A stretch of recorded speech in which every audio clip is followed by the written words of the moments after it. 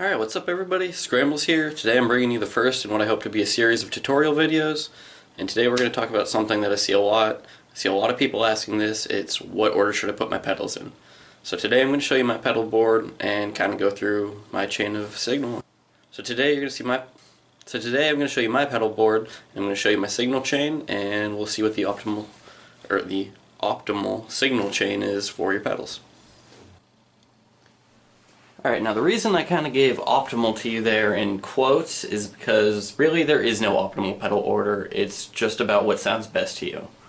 I've set my pedals up in what is considered to be the optimal pedal order, and I'll walk you through that, but remember, feel free to swap different pedals and see what kind of sounds you can get by changing things around. Alright, so first things first, my signal chain goes into the wall. And like I said, many people have different opinions on this. I like mine first because it makes it a little more subtle in my opinion. Some people like to put it very last in the chain because it makes it more dramatic and more pronounced. I prefer it to be more subtle, so it's first. So from the wah, we go into a fuzz. The reason I go into the fuzz now is because some fuzz pedals tend to be finicky and they don't play nicely with other pedals. So you like to keep those first in your signal chain just so that nothing interferes with them. I've put this in almost every spot on this pedal board and it sounds fine, but older pedals have that problem, so if I ever come across an older fuzz face, I'll just swap it out for that and it'll be first and there will be no problems. Alright, so from the fuzz, we then go into the buffer.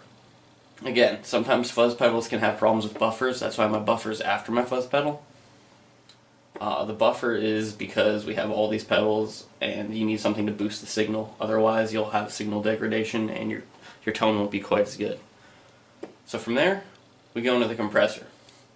The reason we go into the compressor here is because your distortion pedals and your overdrives, they're going to clip your signal, not clip your signal, they're going to compress your signal a little bit too.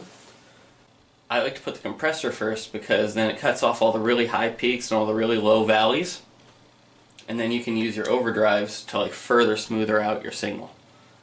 So compressors first, then we go into the tuner. Honestly, this could have gone anywhere on here.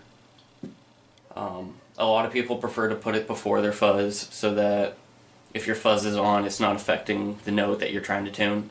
But as long as you have all this stuff off, you won't have any problem with your tuner being there. So then, okay, so after we cover fuzz and compression, then we're going to move on to our overdrive pedals and our distortions. I don't have any distortion pedals on this board, but if I did, this is where they would go.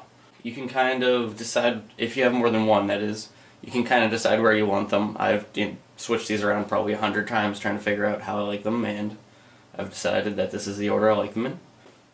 So after your overdrives, we're then going to move into the modulation section.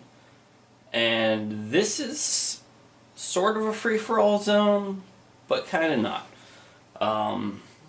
So like your phasers, your chorus, and even arguably your tremolo could kind of really go anywhere in here. It's just what order you like. I'm going to be honest, I just slapped these on in a random order and it works fine for me, so I never really changed them. Most of the time with your modulation pedals, you're only going to be using one at a time anyway, so it doesn't really matter too much what order they're in. So this is the order I have mine. I've got chorus going into the flanger, going into the small stone phaser. I go to the digital delay. You always want to have your delays last.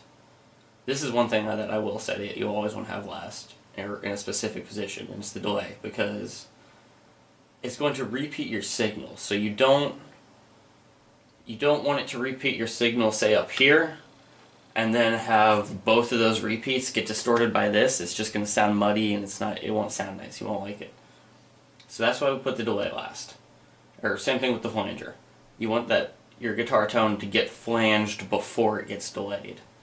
That way you get a cleaner sounding delay and it sounds better. The only thing that I would sometimes put after my delay would either be my wah pedal or a tremolo pedal. And the reason for the tremolo is because it's kind of similar to the delay. The pedals don't work the same, the tremolo pedal kind of gives you that change in volume, so you want it to affect your overall signal after it's been processed by everything else, as opposed to having it affect your signal here, and then since you'll get a little bit of compression from your overdrives, your tremolo won't sound quite so pronounced. Not that a lot of people use overdrive and tremolo together, but yeah. So kind of a short video, but this is going to be the optimal pedal order, and I'll try to put a graphic up on the screen for you too, so you can follow along a little better.